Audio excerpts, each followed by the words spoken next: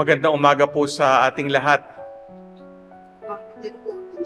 Kalimang linggo na po ng Kwaresma at alam natin sa isang linggo ay linggo na ng palaspas at pagpasok po natin sa Semana Santa.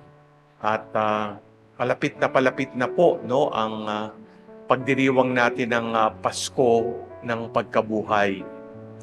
Alam nyo, nung 2015 papuntang 2016 ay nagdeklara ang ating Santo Papa ng Extra Jubilee Year of Mercy. At sa bandang huli ng pagdiriwang, meron siyang inilabas na dokumento na pinamagatang Misericordia et Misera. Kanyang huling sa pagninilay sa taon ng yubileo ng sabi nga awa. At yung dalawang salitang ito, misericordia et misera, misericordia ibig sabihin awa at misera pagdurusa, ang magandang balangkas ng ating pagninilay sa mga pagbasa ngayon. Pero magandang simulan sa misera o pagdurusa. Binigyang diin ng Santo Papa sa kanyang pagninilay doon sa dokumento na kanyang inilabas na kalimitan tayong mga Katoliko Kristiyano ay nagdurusa dala ng kasalanan. Yung pagkalugmok sa kasalanan. Sa ating unang pagbasa, ito ang naranasan ng mga Israelita nung sila'y tinapon sa Babylonia. Nagpapahayag ang propeta na sana'y wag na nilang balikan ang dinaanan nilang pagdurusa dala ng kanilang pagkamakasalanan. Alam naman natin ang kwento, sila'y tinalo ng kanilang mga kaaway, ng mga hindi naniniwala sa Diyos, natalo sila. Sila din naman ay nagkasala, yung ilan sa kanila sumamba ng mga Diyos-Diyosan. At habang binabalikan nila ito, nung sila na may kumbagay nakakaahon na papunta sa kanilang tunay na tahanan sa lupang pinanggalingan nila upang bumangon muli, hindi maiaalis sa kanila yung alaalang yun. Yung alaalang yun ang parabagang nagdudulot sa kanila ng kawalan ng pag-asa. Sabi ng propeta, huwag nyo nang alalahanin yun. Kumbaga, kayo ay mag-move on na. At makaahon na mula sa lugmok ng kasalanan, yung lugmok ng pagkakabihag sa ilang. Sa ating ikalawang pagbasa, ito din po yung kwento ni San Pablo. Alam naman natin na si Pablo, na pangalan is Saulo, ay naging taga-usig ng mga Kristiyano. At kumbagay, pinadapa siya ng Panginoon nung siya'y patungong Damasco. At dahil nga po dito sa nakasisilaw na liwanag, siya'y nabulag at narinig niya ang tanong na, bakit mo ako pinapahirapan? Ba't mo ako sinasaktan?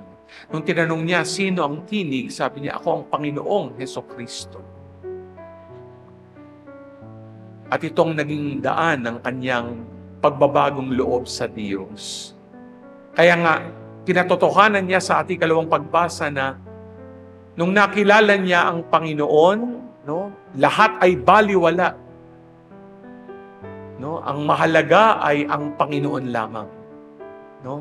At sabi nga niya, hindi na inaalalang nakaraan, ang mahalaga yung ginagawa niya para maglingkod sa Diyos at siya'y naging, sabi nga, apostol sa mga Hentil. At binigay ang sarili para sa pagbabagong loob din ng mga hindi naniniwala sa Diyos. Ito din ang kwento ng babaeng nakiapid, no, sa kanyang asawa, nakiapid na nagkasala laban sa batas. No? Alam natin na dinala ito ng mga Pariseo at Eskriba, at sa batas ng mga Hudyo, ang mga nakikiapid, no, na may asawa ay dapat batuhin at patayin. Nandun ang paghuhusga.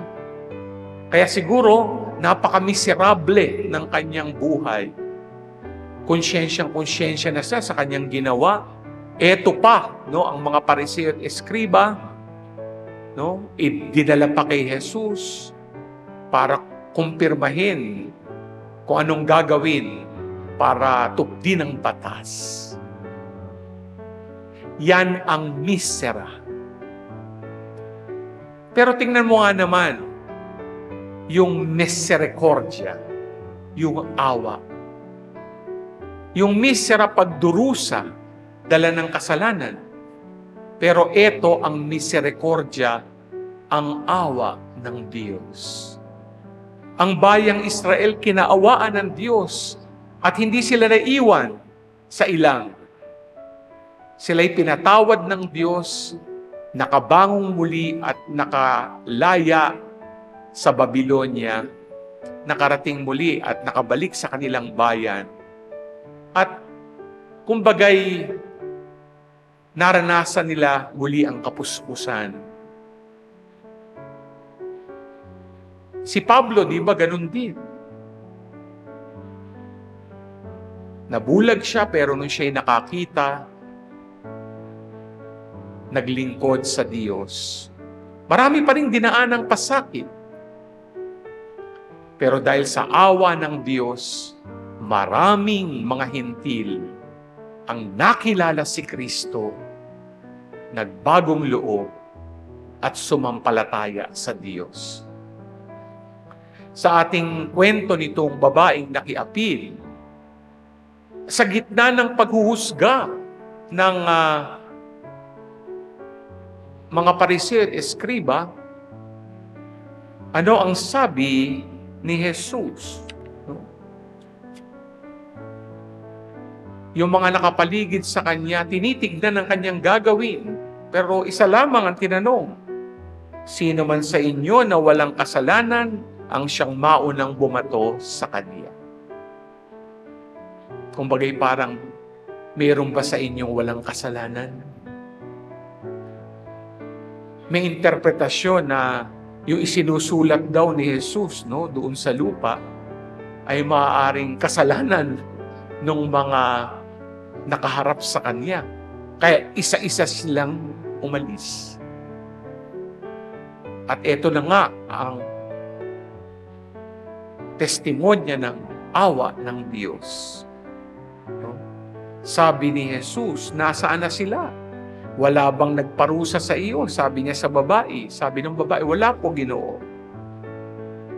At ito na ang huling pangungusap. Hindi rin kita parurusahan, humayo ka, at huwag nang magkasala. Misericordia. Awa ng Diyos. Mga minamahal na kapatid kay Kristo, sa pagtatapos na po at malapit na ang panahon ng Kwaresma, sana madama natin hindi ang misera, hindi ang pagdurusa dahil sa kasalanan, kundi ang misericordia, ang awa ng Diyos. Saan natin lalong mararanasan ito? Sa sakramento ng pakikipagkasundo, hindi ba? Nakapagkumpisal na ba kayo? Pumunta na po ba kayo sa pari para ilahad ang inyong kasalanan at maramdaman nyo ang paggagawad ng pagpapatawad ni Jesus?